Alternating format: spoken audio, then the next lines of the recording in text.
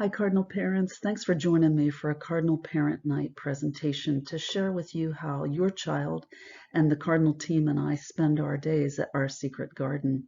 Ideally, we'd be having this conversation in the classroom with all of the parents and all of us together. But I thought that this might be the next best platform to connect with each other. So I'm going to start by giving you a little bit about my background, and then we'll go right into the Cardinal Day and some of the goals, the objectives, the educational philosophies and methodologies that I use. I wanted you to know just first off that my primary goal is that your child would thrive. And preschool is just such a beautiful age, an age where your children come in so full of wonder and eager to learn and to discover and to connect and to play with each other and to learn how to print and listen to stories. And it's just a beautiful time in life. So let me give you a little bit about my background. First of all, I'm going to go way back here. I had the privilege of being raised by a mom who was born during the Depression, and she lived on a farm. And I think she would say the closest neighbor was probably about 8 miles away. And so she was just surrounded by nature. So nature and her imagination were her best friends. There really wasn't any money for toys in her world. And so she just shared how to bring nature to life. And she shared that with my sisters and I. And so we had the privilege to grow up pretty much in our backyard. And the next few slides show you how I spent my upbringing. We were able to turn Adirondack chairs into ships, Captain Hook ships eventually. And that was actually our swimming pool.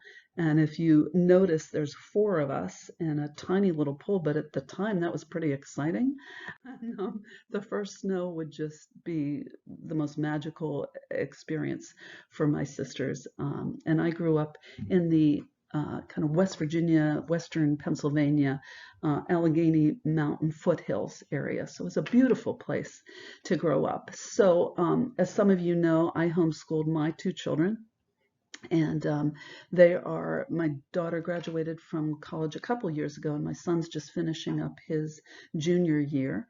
And so 20 years ago or so, my husband and I decided that we were going to give homeschooling a try. And I had images of homeschooling that would be like the experience that I had growing up, being outside, finding butterflies. We had forts in the woods that surrounded our backyard, and a sprinkler was pretty much the most exciting thing that we would do in the summers. And my mother read to us a lot. And so I wanted to do that same thing with my children. So we began homeschooling. And I found that to be incredibly difficult, incredibly hard. Laundry would pile up and dishes would pile up. And there was friction and there were character issues that piled up. And there were messes. Creativity certainly brings its fair share of messes. So I knew early on that I needed a very targeted, strategic educational plan and methodology to survive this homeschooling career that I had started. So fortunately, I found Charlotte Mason. Think Mary Poppins with a PhD. She was an education reformer in Victorian England and is quoted as having said that education is not the filling of a bucket, but it's the lighting of a fire. So she established a college for governesses, and education suddenly was coming home. Governesses would be hired to train children in the home back in the early 1900s. So she's considered the founder of home education, and she wrote 6 hefty volumes of her methodologies and of her philosophies. And essentially, to distill down those 6 volumes, she felt that a teacher had 3 educational tools at their disposal, that a teacher could affect the environment or the atmosphere. We'll talk about that here in just a minute.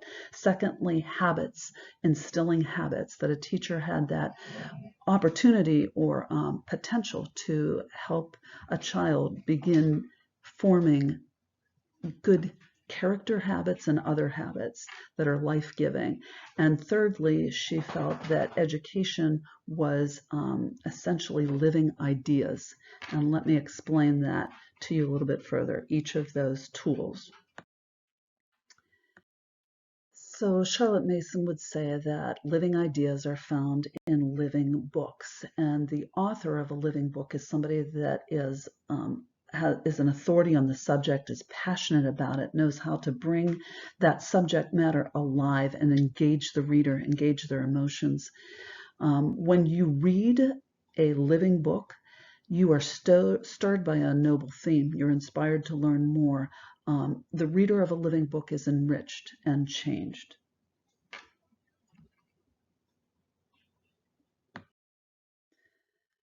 Charlotte Mason categorized living books into 3 different categories, and I draw upon those 3 different types of living books when I'm preparing the feast of living ideas for your children.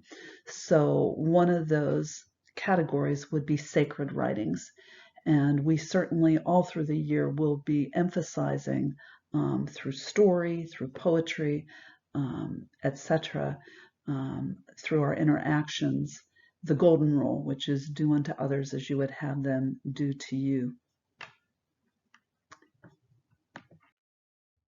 The second category of living book would be nature, and any books written by authors who are passionate about various subjects in nature. And so she saw nature itself as a living book, and certainly I draw upon that through story and through poetry, and just by simply being outside. I love Henry Wadsworth Longfellow, and his quote here says, "And nature, the old nurse, took the child upon her knee and said, 'Here is a storybook that your father has written for thee.'" And then the third area of living book would be the storybooks, fiction, as well as nonfiction, again, written by authors who are passionate about a subject and know how to bring it to life. I love this quote that says, "You may have tangible wealth untold, caskets of jewels and coffers of gold. Richer than I, you can never be. I had a mother who read to me." So reading in these early years is so key. The second tool that she talked about is the discipline of habits or character formation. Again, I'll just read her quote, "Good habits are like rails on which our children's lives can run smoothly. Every hour, parents and teachers are either passively or actively forming habits in their children and students, which future conduct depends." So I wanted to walk through some of the habits that we're working on in the Cardinal classroom. One of them is the golden rule, and we're using the "how full is your bucket" concept. One of the things I like about this approach is it emphasizes how it's important to know how full your own bucket is before you can effectively fill other people's buckets. So we have been working at identifying our emotions and being aware of what emotion might be controlling us, and that emotions are very helpful, but we can benefit from learning how to manage them so that they don't manage us. If you have watched the movie Inside Out, it's a pretty deep movie, but I think you can get something from it no matter what age you are. And I probably watched the movie 10, 12 times, and every time I watch it, I continue to get something more. But anger, fear, joy, disgust, and sadness are key emotions. And so we've been working through some of those, talking about the benefit of those emotions, but also some of the downsides of those emotions controlling us. So as we get better in identifying our emotions, in that habit of being able to identify emotions, we can move into that next level where we can begin regulating our emotions. And so we have a stop sign in the classroom, and ideally we like to be in the green go zone, and that's when people are content, they're calm, they're in that place where they can learn, and oftentimes, though, an excitement level can rev up and we get into that yellow zone. And that's that opportunity for me to say, we're moving into the yellow zone. We need to bring that down a little before we get up to the red zone. And in the red zone, the energy's gotten so high, and maybe in the yellow zone, somebody's running and they accidentally knock over a creation, and then that brings somebody into the red zone and they get angry. So this is just the terminology we're using to develop that habit of regulating our emotions and checking in once in a while. What zone are we in?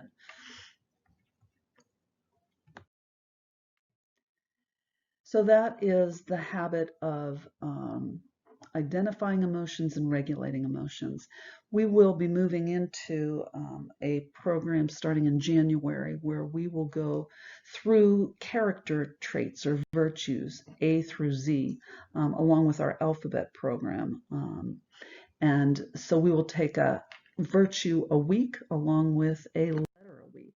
So for example, when we have A week, which I'll talk about a little more in our journey through the alphabet program here a few slides away, but we'll look at these various virtues, and through story, through poetry, through maybe video clips, we will look at these different virtues and how they play out, and what superpowers they really are.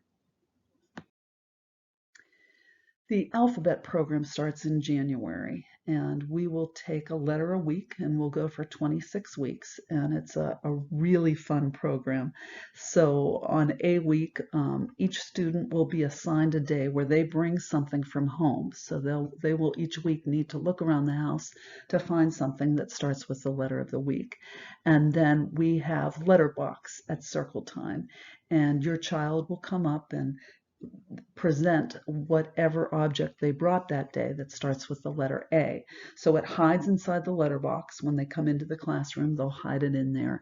And then they will give clues to the Cardinals to see if they can guess what item they have in the box that starts with the letter of the week. So there's many levels of learning going on there. Your child is learning to present in front of the classroom. They have to come prepared with some clues and some ideas. They need to look around the house and kind of understand the phonetic sounds of the A, for example, and find that apple. So we also will each week get into the habit of printing the letter of the week, and we'll print both uppercase and lowercase. So those habits of phonetic time and printing time will be a part of our day, each day. The other habit is the nature habit, and Charlotte Mason would say the chief function of the child during their first 5 or 6 years of their life is to find out all he can about whatever comes under his notice by means of his 5 senses. Let a child get in touch with nature, and a habit is formed, which will be a source of delight all through their life. Every day my goal is to help your child discover the wonder of nature through poetry and art and living books and the senses and other different. We use poetry a lot at circle time to discover the personalities of the different months. Your child is very familiar with this poem. September, the goldenrod is yellow. The corn is turning brown. The trees in apple orchards with their fruit are bending down. In October, the berry's cheek is plumper, the nuts are getting brown, the maple wears a flaming scarf, and the field a scarlet gown. In November, there's no more butterflies, no more bees, no more leaves falling from the trees. All freezes again amidst the pines as the wintry winds whisper and whine. We'll go out and collect colors in the fall, and those colors will look different from the colors that we collect in spring. We have a fairy garden outside. That's kind of an idea of what it might look like, but to your child, it looks like something so much more magical with a story going on inside of it. So we've talked about two of the three tools that Charlotte Mason suggested that teachers have at their disposal. One of them was living ideas, that a teacher can prepare a feast of living ideas and read living books to their students. Secondly, we talked about habits and instilling habits in children. Again, we're reviewing character formation habits, the golden rule, the habit of nature. And so now we're going to look at the third tool that she suggests, and that is the tool of the atmosphere, that a teacher does have an effect on creating an atmosphere. So let me read her quote. She says, "A child should not be isolated in an artificial child environment or atmosphere, especially adapted, prepared, dumbed down to a quote-unquote child's level. Instead, they should be exposed to beauty, art, music, and literature of the highest quality." So we will look at Leonardo da Vinci and Monet and Van Gogh. I will introduce the symphony and other classical music to your child. Another area of atmosphere is that I hope that the Cardinal Classroom is a safe place to honestly address some of the self-centeredness that's just part of being human, and social conflicts help to expose those, and hopefully the habits that we're learning help to resolve some of those conflicts. And I also strive to create an atmosphere where autonomy is fostered and where emergent learning can surface. So there are artists that we will look at, paintings that we will do picture studies of. There's some living books that will give some background. For example, Vincent Can't Sleep gives a little bit of the story behind how the Starry Night was painted.